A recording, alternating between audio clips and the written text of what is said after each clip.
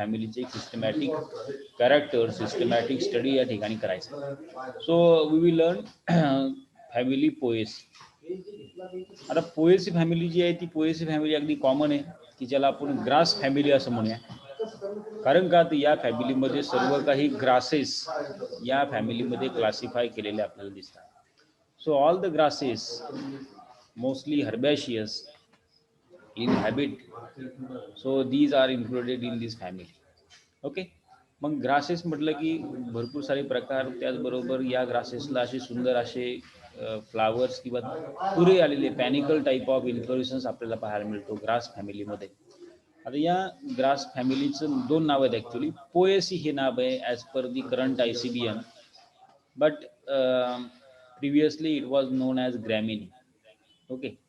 So this poaceae family is classified as per the Benthiman Hooker system, division Phanerogames, subdivision Angiosperm, and under class Monocotyledons.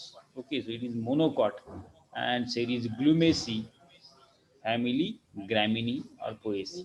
Glumaceae का म्हटलंय तर gloom टाईपचे या ठिकाणी फ्लावर्सच्या खाली आपल्याला एक अपेंडेजेस पाहायला मिळतात. तुम्हाला सांगतो मी पुढे समोर. Therefore it is series under Glumaceae. तर अशा प्रकारची पोएसी फॅमिली आहे. आता या पोएसी फॅमिली जी आहे ती ही पुन्हा लार्जेस्ट फॅमिली आहे आणि खूप महत्त्वाची फॅमिली आहे. कारण का या फॅमिलीमध्ये असणारे जे काही प्लांट आहेत या प्लांटचा खूप मोठा इकॉनॉमिक इम्पॉर्टन्स, त्याचबरोबर फूड रिसोर्स म्हणून खूप मोठ्या प्रमाणामध्ये याचा वापर केला जातो. ओके.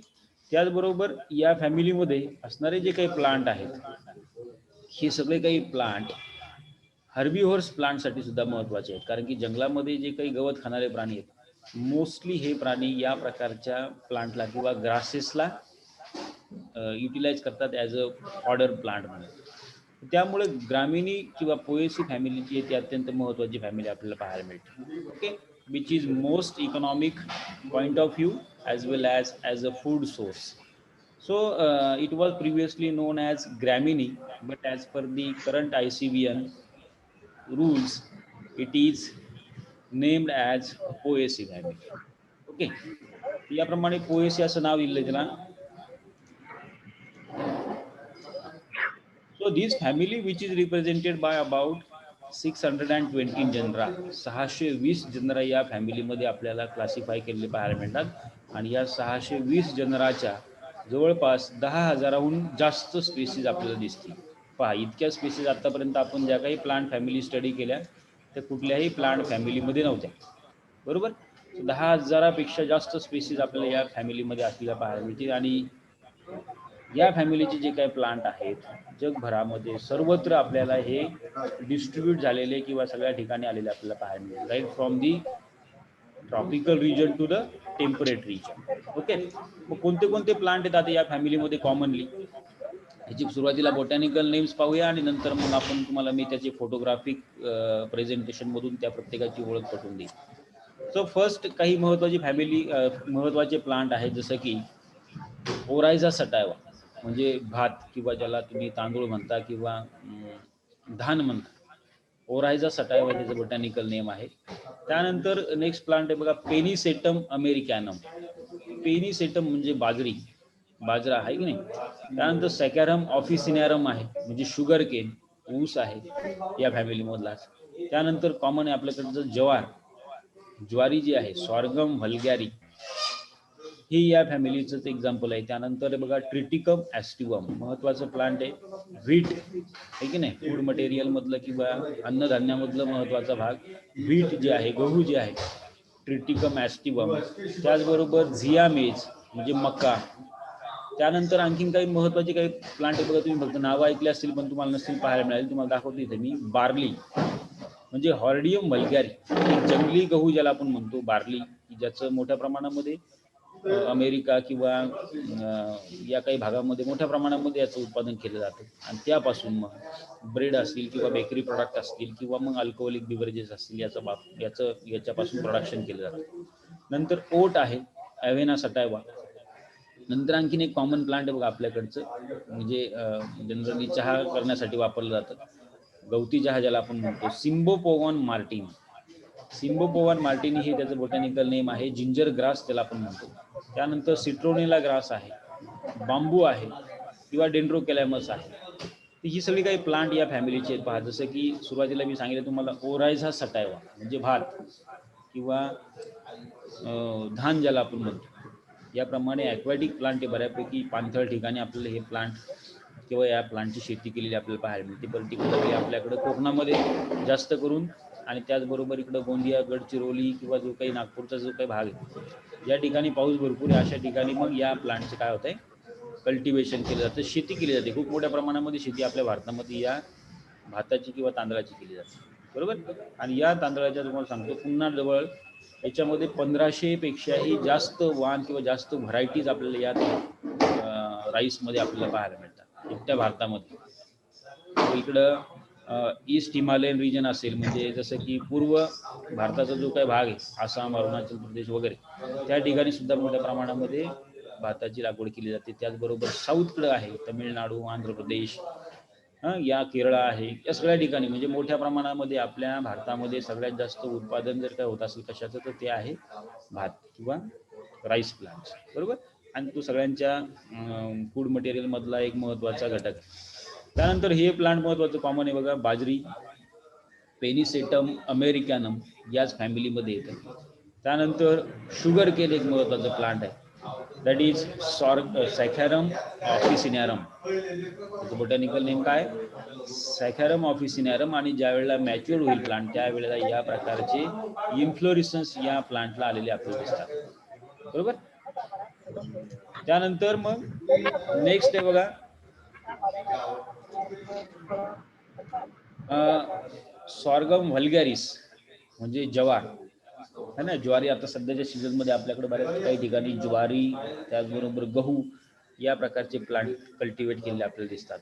तर ज्वारी देखील याच फॅमिलीमधली आहे. मग त्याचे फ्लावर्स तुम्ही जवळून पाहिले असतील तर त्या प्रकारची स्ट्रक्चर्स आपल्याला याच्यामध्ये पाहायला मिळतील.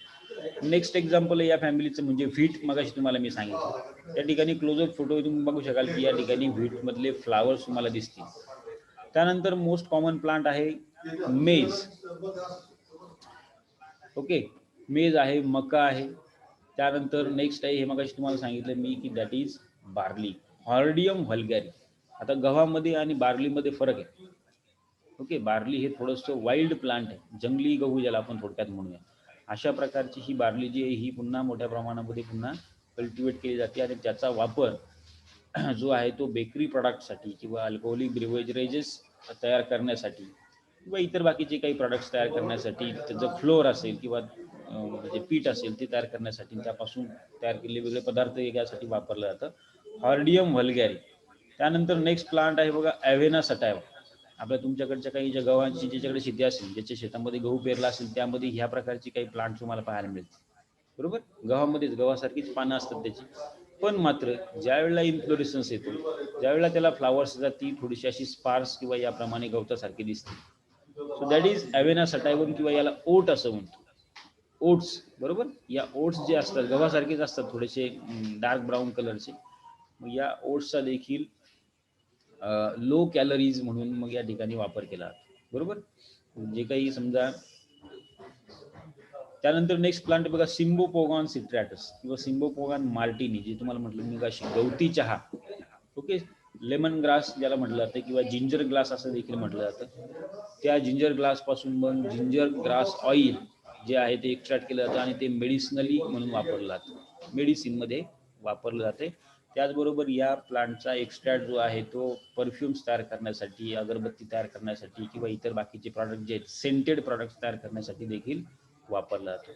त्यातले हे काही कॉमन वाईल्ड आपल्याकडचे ग्रास आहेत बघा, जसं की पेनिसेटमचाच हा एक प्रकार, म्हणजे जसं तुम्ही कशी आपण म्हणलं बाजरी, पेनिसेटम पेनिसेटम अमेरिकॅनम ही कल्टिवेटेड झाली, कल्टिवेट करण्याची व्हरायटी झाली. पण मग जंगली जी आहे, वाईल्ड जी आहे, ती या प्रकारचे आपल्याला काही प्लांट आपल्याला पाहायला मिळतात की जे ॲक्च्युअली लहान आकाराचे असतात, पण त्याच्यामध्ये लहान आकाराच्या किंवा कमी प्रमाणामध्ये सीड्स तयार होतात.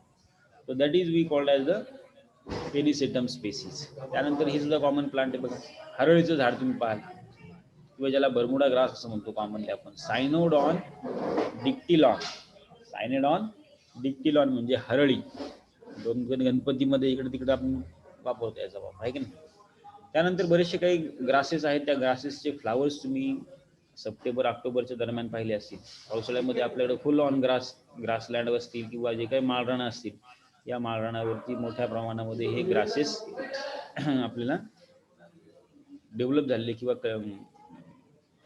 जर्मिनेट झालेले आपल्याला पाहायला मिळतात. आता ह्या बऱ्याचशा काही ग्रासेसचं जे काही लाईफ स्पॅन आहे हे कमी असतं, म्हणजे ज्याला आपण म्हणूया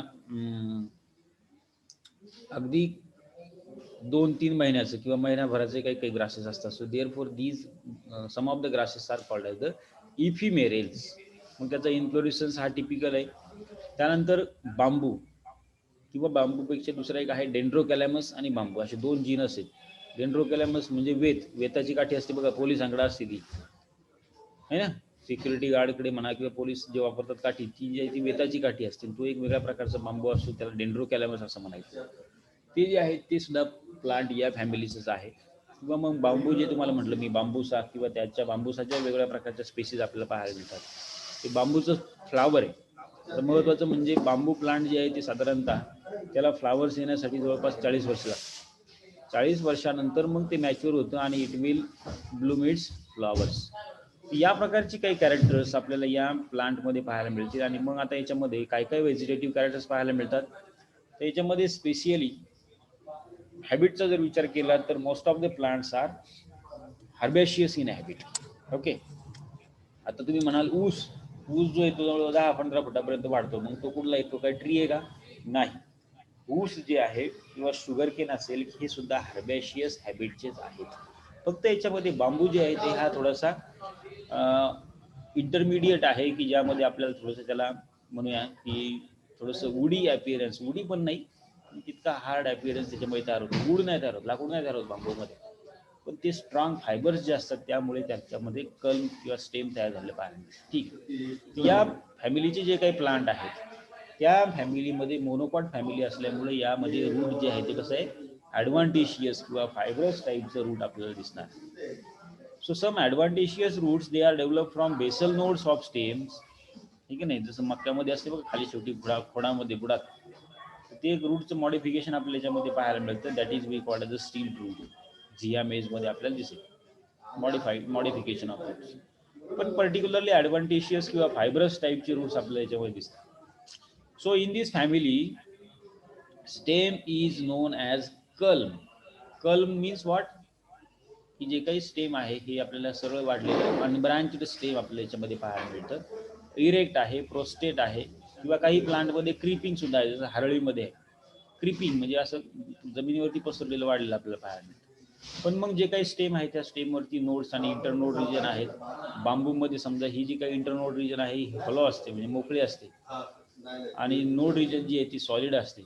many species they have perennial creeping rhizome और स्टोलन ऑल्सो. काही स्पेसीजमध्ये आपल्याला रायझोम तयार झालेला पाहायला मिळतो, जसं की मग अशी बघितलं आपण याच्यामध्ये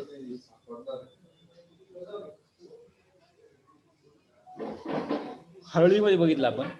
तर त्यानंतर यापासूनच व्हेजिटेटिव्ह प्रोपोगेशन देखील झालेलं आपल्याला पाहायला मिळतं. स्टेम पासून मोठ्या प्रमाणामध्ये नोड इंटरनोड जे आहे त्याच्यापासून व्हेजिटेटिव्ह प्रोपोगेशन होतं, आणि ग्रासेसमध्ये सुद्धा आपल्याला या प्रमाणात प्रोपोगेशन झालेलं पाहायला मिळतं. मग आता लीव्ह जे आहेत तर लीव्ज या पर्टिक्युलर प्रत्येक प्लांटमध्ये पर्टिक्युलरली पॅरलल व्हेनेशन असणारे लीव्ज आहेत. इलॉंगेट असतात, long elongate leaves, but with parallel venation, and leaves are alternate in phyllotaxis. लीव्हची फायलोटेक्स कशी असते, अल्टरनेट. आता एक सिंगल लीव्ह जर तुम्ही पाहिलं या फॅमिलीचं एखाद्या, तर ह्याच्यामध्ये लीफ जे आहे ते खाली बघा, ऊसाचं लीफ जर तुम्ही पाहिलं असेल याप्रमाणे पहा, असा लॉंग ब्लेड आपल्याला याची पाहायला मिळते. सेंटरला एकच सिंगल मिड रीव आहे आणि इतर साईडला पॅरलल व्हेरिएशन आहेत, आणि खाली पुन्हा हा एक बेस आपल्याला त्या स्टेमवरती पाहायला मिळतो. याला लिग्युलेट टाईप ऑफ लीफ असं म्हणायचं. काय म्हणायचं, लिग्युलेट टाईप ऑफ लीफ. बरोबर, म्हणजे याला पेटिओल नसून पेटिओलचं कन्व्हर्जन कशामध्ये झालंय, लिग्युलमध्ये झालेलं आपल्याला पाहायला मिळतं, म्हणून याला म्हटलं जाते ligulate type of leaf. So there are ligulates. These ligules are present at the junction of leaf sheath and lamina. म्हणजे लीफचं जे काही शीत म्हणजे जे काही पसरट पान आहे त्या ठिकाणी आपल्याला हा पाहायला मिळतो. Ligules are thin membranous or represented by only few hairs. Ligules त्याच्यावरती आपल्याला पाहायला मिळतात. म्हणजे काय की एक हेअरी लाईक स्ट्रक्चर आपल्याला त्याच्यावरती दिसतं. नाव leaf blade is long, narrow, acuminate with parallel venation and generally the leaves are sessile, they are rarely petiole. अलग लक्षात. मग ही झाली लीफची कॅरेक्टर. आता फ्लावर कॅरेक्टर्सकडे आपण वळूया. आता पहा इथे या ठिकाणी डायग्राममध्ये हे व्हीट प्लांट दिलेलं आहे. या व्हीट प्लांटवरती या ठिकाणी असा एक प्रकारचा इन्फ्लोरेसन्स येतो. यामध्ये मग आपल्याला अशी काही ग्लूम्स किंवा अशी काटेरी याच्यातनं अपेंडेजेस बाहेर पडलेले पाहायला मिळतात, बरोबर. किंवा मग या प्रकारचे इन्फ्लोरेसन्स येतात. हे सगळे फ्लावर्स आता एकदम कॉन्स्पिक्युअस लहान आकाराचे फ्लावर्स आपल्याला या फॅमिलीमध्ये असलेले, या प्लांटमध्ये असलेले पाहायला मिळते. मग यामध्ये इन्फ्लोरेसन्स जो आहे हा बेसिकली हा स्पाइकलेट टाईपचा इन्फ्लोरेसन्स. त्या इन्फ्लोरेसन्सला काय नाव आहे? स्पाइकलेट. स्पाइक किंवा स्पाइकलेट. स्पाइक कसा असतो, जसं बाजरीचं कणीस याला स्पाइक म्हणायचं, बरोबर. पण तो जर काही म्हणजे असं मोकळा असेल, जसं इथं आहे याप्रमाणे, याला म्हणायचं स्पाइकलेट. कारण का तर याचे इथं ब्रांचेस आलेले असतात आणि त्याच्यावरती पुन्हा आपल्याला स्पाइक तयार झालं बाहेर मिळतं. पण गहू असेल, बाजरी असेल किंवा ज्वारी असेल, ज्वारी नाही सॉरी, गहू बाजरीमध्ये पूर्णपणे आपल्या टिपिकल स्पाइक टाईपचा इन्फ्लोरेसन्स आपल्याला पाहायला मिळतो, बरोबर.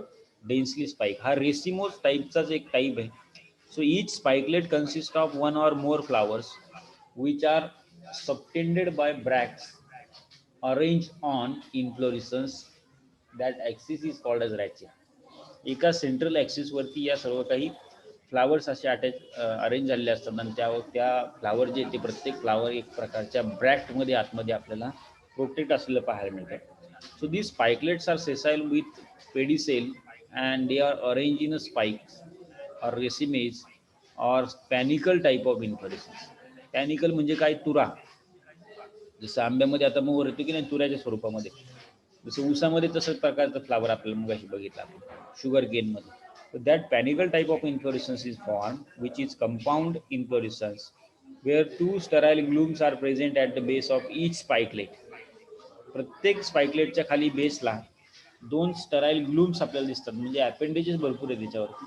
Lower glumes is called as a first glume and upper one called as a second glume. So in some genera either first or both glooms are absent, where flowers are arranged on rachilla just above the second gloom, and each floret at its base contains two fertile bracts. Lower one is called as the lemna and outer one is called as the pellia. आता दोन या ठिकाणी काय आहेत? Glumes आहेत बघा. जसं की समजा या ठिकाणी जे काही फ्लावर असेल, इंडिव्हिज्युअल फ्लावर घ्या. आता हा पूर्ण इन्फ्लोरेसन्स, गव्हाची जी ओंबी दिसते आपल्याला, हा काय इन्फ्लोरेसन्स आहे. त्यातलं एक जर काय काढून घेतलं आपण तर याप्रमाणे आपल्याला दिसेल. मग बेसला बाहेरच्या बाजूला जे असतात त्यात अशा दोन प्रकारच्या ग्लूम्स असतात बघा. हां, त्या आहेत ज्या ज्याला आपण म्हणूया स्टराईल ग्लूम्स किंवा स्टराईल अपेंडेजेस, आणि असे त्याच्यावरती दात्र्याचे किंवा सिरेट मार्जिन असणारे हेअर लाईक स्ट्रक्चर्स आपल्याला त्याच्यावरती पाहायला मिळतील. आणि एकाच या ठिकाणी एक्सटेन्शन होईल आणि असं या ठिकाणी असे एक जसं ओंबीला जे काही हेअर लाईक अपेंडेजेस असते की नाही बाहेर लांब, ती यापासून या ग्लूमपासून तयार झालेले पाहायला मिळते. मग त्याच्या आतमध्ये नंतर हे फ्लावरचे अपेंडेजेस आपल्याला पाहायला मिळतात किंवा फ्लावर अपेंडेजेस त्याच्या आतमध्ये दिसतील. मग काय काय त्या फ्लावरमध्ये? तर फ्लावर जे आहे तर flowers are also called as the florets. फ्लावरला काय म्हटलं जाते? फ्लोरेट असं म्हटलं जाते. कारण का तर they are very small, inconspicuous, bisexual और युनिसेक्शुअल. फ्लावर जे ते बायसेक्शुअल म्हणजे काय? एकाच फ्लावरमध्ये दोनही पार्ट, मेल आणि फिमेल. पण काही फ्लावरमध्ये जसं की मक्काचं जे आहे, मक्यामध्ये तुम्ही बघितलं असेल खोडावरती कणीस येतं आणि वरती तुरा येतो शेंड्याला. म्हणजे याचा अर्थ काय की मेल फ्लावर आणि फिमेल फ्लावर हे सेपरेट आहे. That is we called as unisexual. पण ते फ्लावर जे आहेत साधारणतः कुठल्याही ग्रासमध्ये हे झायगोमॉर्फिक आहेत, एकसारखे नाहीत किंवा दोनपेक्षा जास्त इक्वल भाग होऊ शकत नाही, म्हणून झायगोमॉर्फिक सिमेट्री आहे, हायपोगायनस आहे. And they are develop on rachilla above the glumes. मग आता या फ्लावरमध्ये कॅलेक्स करोला असं काही आहे का? नाही. कॅलेक्स करोला असं काही सेपरेट नाही, दोनही एकत्रच आहे.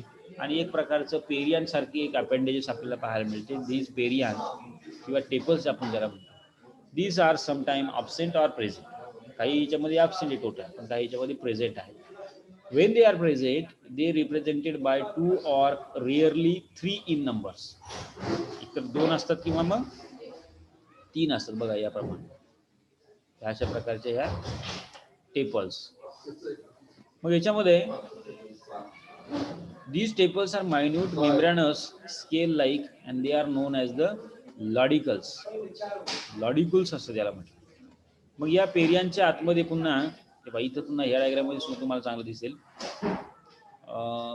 ओरायझासाठी म्हणजे भाताचं एक इन्फ्लोरेसन्स आहे. सिंगल स्पाइकलेट या ठिकाणी घेतला बघा. यातलं एकच सिंगल जर आपण फ्लावर घेतलं तर याप्रमाणे हा सिंगल स्पाइकलेट आहे. त्यावरती बाहेरून अशा प्रकारच्या 2 लॉडिकल्स किंवा ग्लूम्स आणि या ग्लूम्सच्या आतमध्ये मग याप्रमाणे ओव्हरी, त्या ओव्हरीवरती असा फिदरी असा स्टिग्मा आपल्याला पाहायला मिळतो.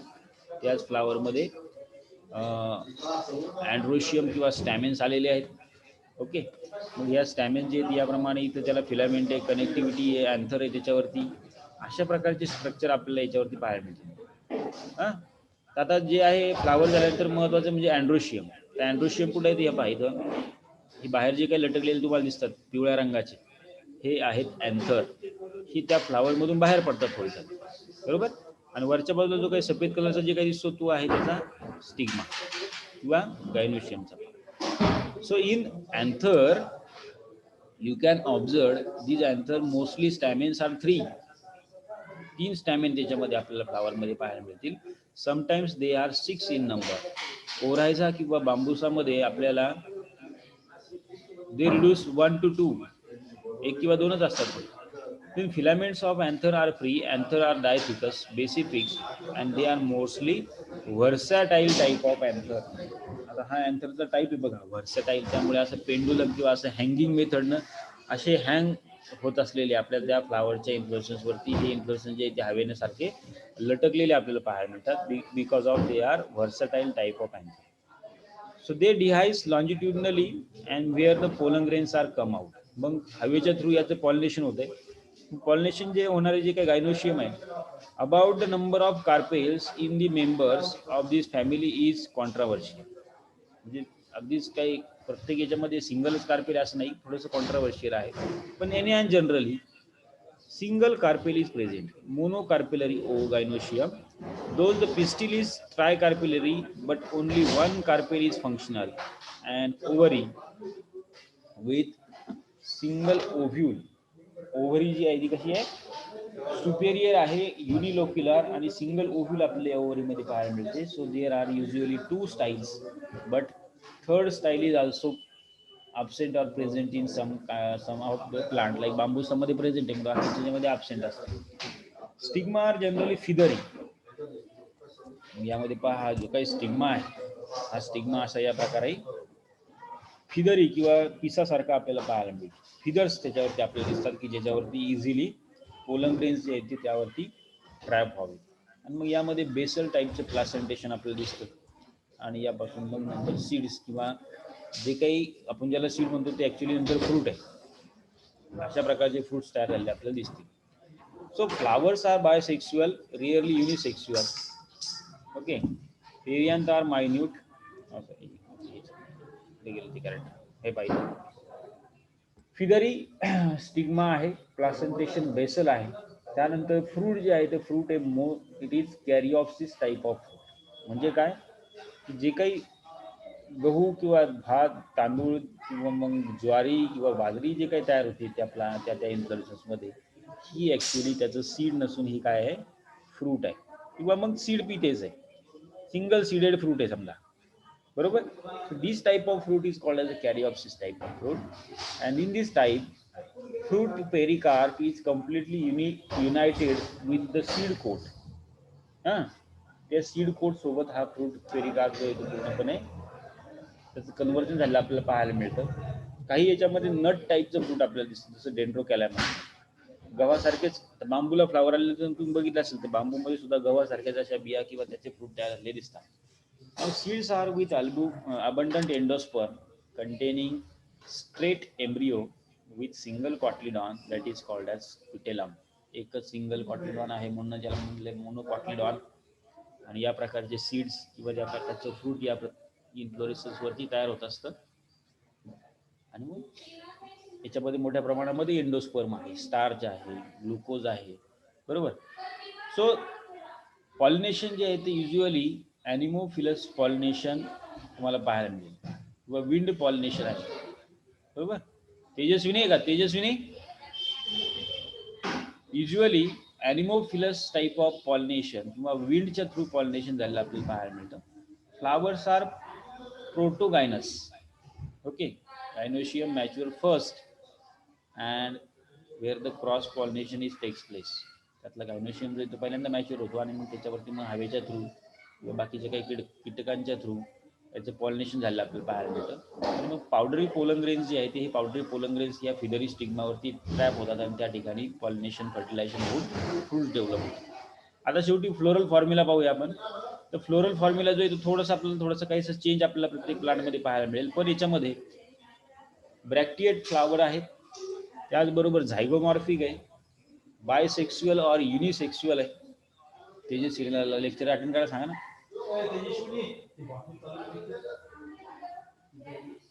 तर याच्यामध्ये बायसेक्सुअल फ्लावर्स आपल्याला पाहायला मिळतील काही प्लांटमध्ये, जसं की बीट सकाळी असं.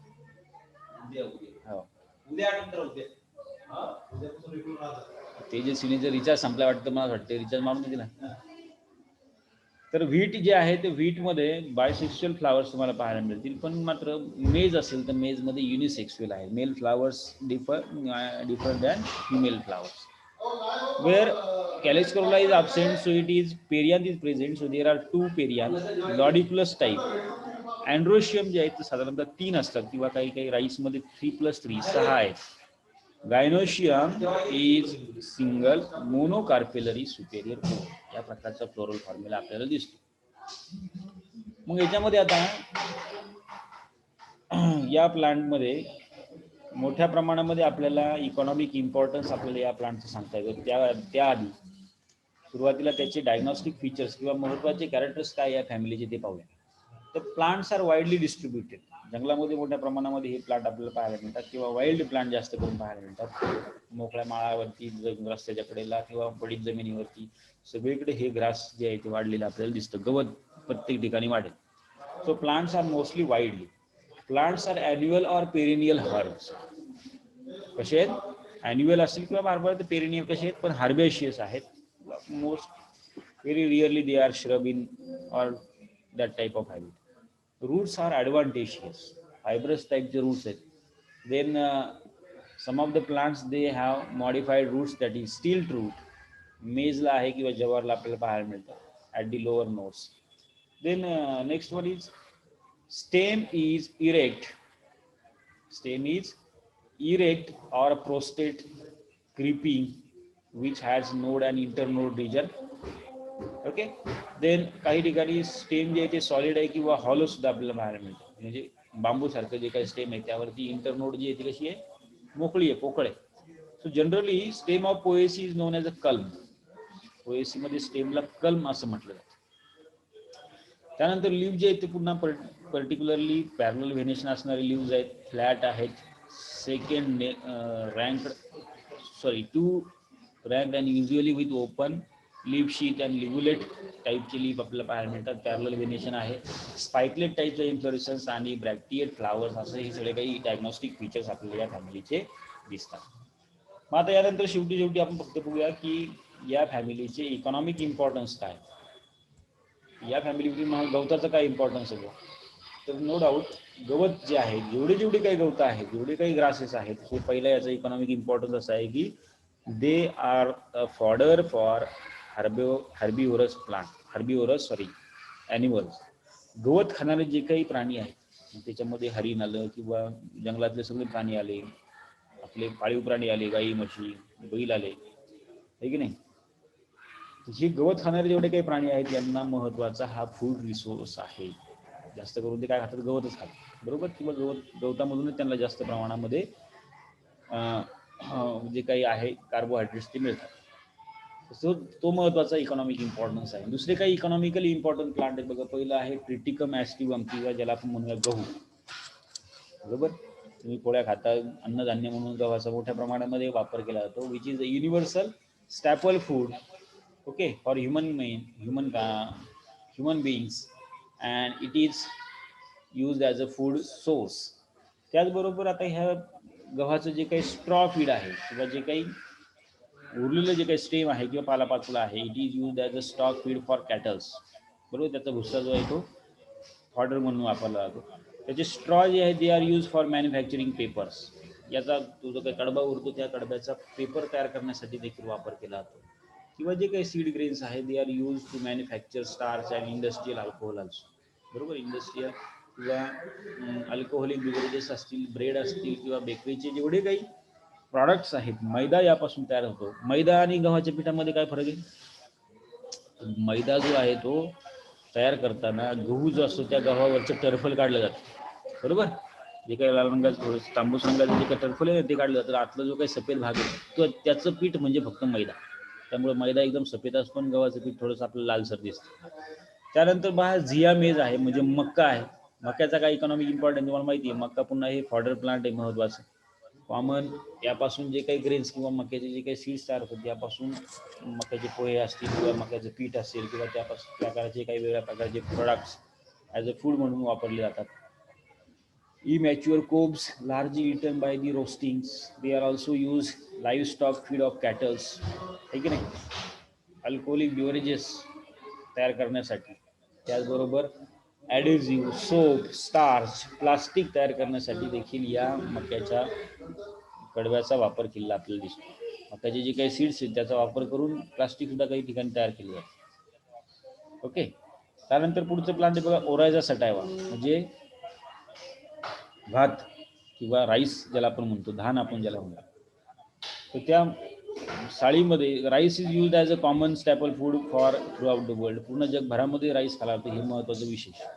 कारण की जगभरामध्ये अशा काही भाज्या आहेत की ज्या फक्त काही आपल्याकडेच खाल्या जातात, मसाल्याचे पदार्थ आपल्याकडे खाले जातात, पण राईस जे आहे हे पूर्ण जगभरामध्ये प्रत्येक माणूस खातो. त्यामुळे राईसचं प्रोडक्शन एवढ्या मोठ्या प्रमाणामध्ये असणं आवश्यक. So rice straws are used as a livestock manufacturing paper, त्याचबरोबर स्ट्रॉ बोर्ड किंवा काही चटया तयार करण्यासाठी, पेपर तयार करण्यासाठी याचा वापर केलेला आपल्याला दिसतो. त्याचं जे काही हस्क म्हणजे जे काही भुसकट निघतं त्याचा वापर फ्युएल म्हणजे गळाऊ इंधन तयार करण्यासाठी केला जातो. Brain source of rice, Grains is a source of oil, and this rice bran oil is used in soap, cosmetics, etc. Also consumed by man, and doctors advise these oil for heart patient. या oil पासून किंवा तांदळापासून एक थोड्याफार प्रमाणामध्ये oil extract केलं जातं, त्याचा वापर काही ठिकाणी केला जातो. नंतर पहा महत्त्वाचं प्लांट सॅकॅरम ऑफिसिनाना, शुगर केन, साखर तयार करण्यासाठी असणारं महत्त्वाचं प्लांट आहे. Sugar is obtain from this stem juice. त्याचबरोबर यापासून तयार होणारे जे बगॅस आहेत त्याचा वापर पेपर तयार करण्यासाठी, अल्कोहोल किंवा इथेनॉल तयार करण्यासाठी देखील केला जातो. बरोबर, त्यानंतर दुसरं महत्त्वाचं प्लांट आहे ज्याला म्हणूया आपण बांबू, की ज्या प्लांटचा एक काडी मात्र जी आहे ती कुठं वाया जात नाही. प्रत्येक काडी या ठिकाणी उपयोगी आहे. अशा प्रकारचं बांबू प्लांट किंवा त्याचे वेगवेगळ्या प्रकारचे जिनस आहेत बघा. बांबूसा नावाचं एक जिनस आहे, डेंड्रोकॅलॅमस एक आहे, अरुंडिनारिया एक नावाचा जिनस आहे. तर ही वेगळ्या प्रकारची बांबू आहेत. मग याच्यामध्ये वेताची काठी आली, बांबूचा एक वेगळा प्रकार आहे. तर they are very common use for paper making, त्याचबरोबर बिल्डिंग आणि टिंबर म्हणून याचा वापर केला जातो, हाऊस म्हणजे घरं बांधण्यासाठी. त्याचबरोबर several decorative articles are form like furniture, walking sticks, bed और टेंट और toys, musical instrument from the bamboos, right. Then soil erosion थांबावं म्हणून सुद्धा बांबूची लागवड केली जाते. हा देखील महत्त्वाचा इकॉनॉमिक इम्पॉर्टंट आहे.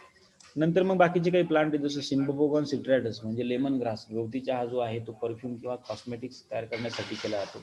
त्याचबरोबर हे जे काही सिम्बोपोगॉन सिट्रॅटस किंवा लेमन ग्रास जे आहे which has a aromatic oil, किंवा त्यामध्ये एक ॲरोमा आहे, त्यापासून ॲरोमॅटिक ऑइल एक्स्ट्रॅक्ट केलं जातं आणि मग हे ऑइल जे आहे हे रुमॅटिझमवरती म्हणजे सांधेदुखीवरती वापरलं जातं किंवा परफ्यूम किंवा किंवा मग कॉस्मेटिक्स तयार करण्यासाठी देखील याचा वापर झालेला आपल्याला दिसतो. नाव दी सिम्बोपोगॉन मार्टिनी किंवा जिंजर ग्रास दोन प्रकार याच्यामध्ये, एक जंगली आहे आणि कल्टिवेट केला जातो. So the leaves are the source of aromatic oil and it is used in various rheumatism application. नंतर मग सायनाडॉन डिक्टेलॉन आहे, म्हणजे जसं की हरळ आपण जसं म्हटलं. नंतर मिलेट्स आहेत. आता कोणते कोणते प्लांट आहे तुम्हाला दाखवतो पुन्हा पहा. गहू पाहिलं आपण. मेजमध्ये आपण पाहिलं की मेजमध्ये 2 प्रकारचे फ्लावर्स आहेत. फिमेल फ्लावर इथे खाली बेसला, कनिस म्हणजे फिमेल फ्लावर आहे आणि अपेक्सला इथे मेल फ्लावर्स, बरोबर. नंतर बार्ली आपण पाहिलं सुरुवातीला. त्याचप्रमाणे ओट्स आहेत.